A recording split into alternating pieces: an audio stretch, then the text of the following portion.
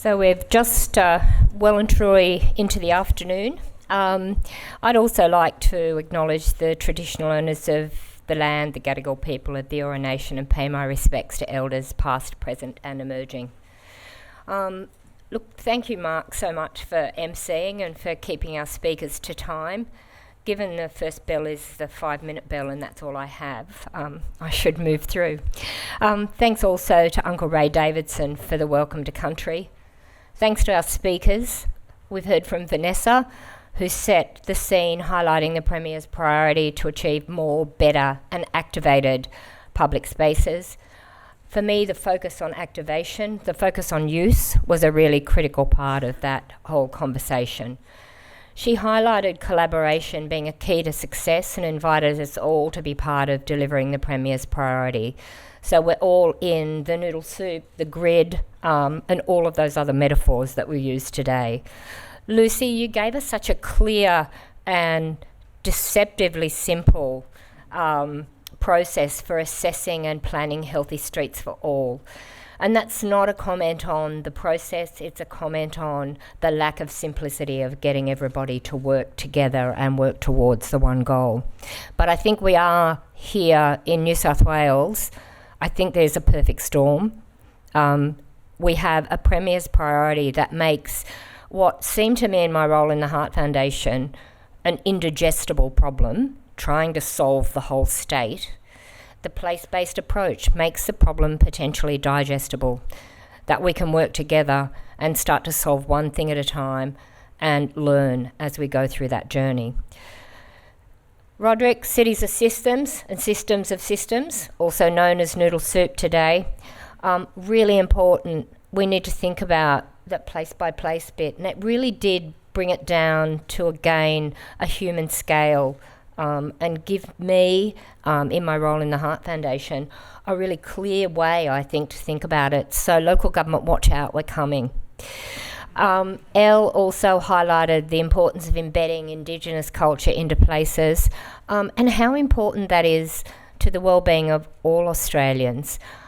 But it just struck me as what a absolutely amazing way to think about our reconciliation journey, and what a beautiful way to actually integrate all of the cultures, because as she put very succinctly and very eloquently, we really do have historically a risk of making Indigenous culture something of the past that we bring into the future, not something that is dynamic, evolving and living and that we can celebrate. Mafanwi and Zoe talked about human-centred design.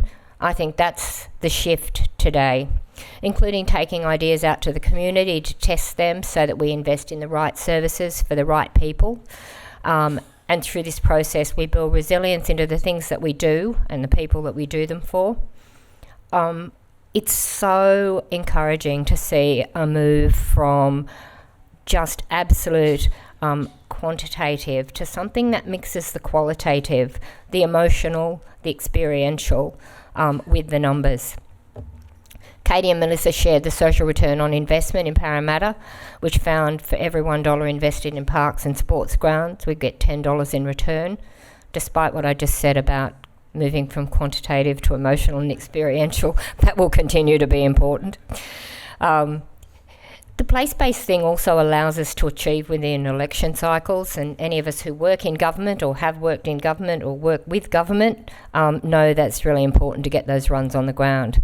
Sarah Stace, walking fundamental to her everyday activities is music to my ears.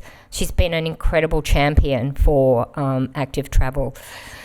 And the idea of champions has emerged today as well. Not just the high-level political champions, which we definitely have, but those champions at every facet, whether it's community, in departments, or through community-based organisations. What are the next steps? Well, each of us need to think about what we can do to measure walkability at a state and local level. There's a few people I know here who are engaged in citizen science. I think walkability could be the next test case for all of us.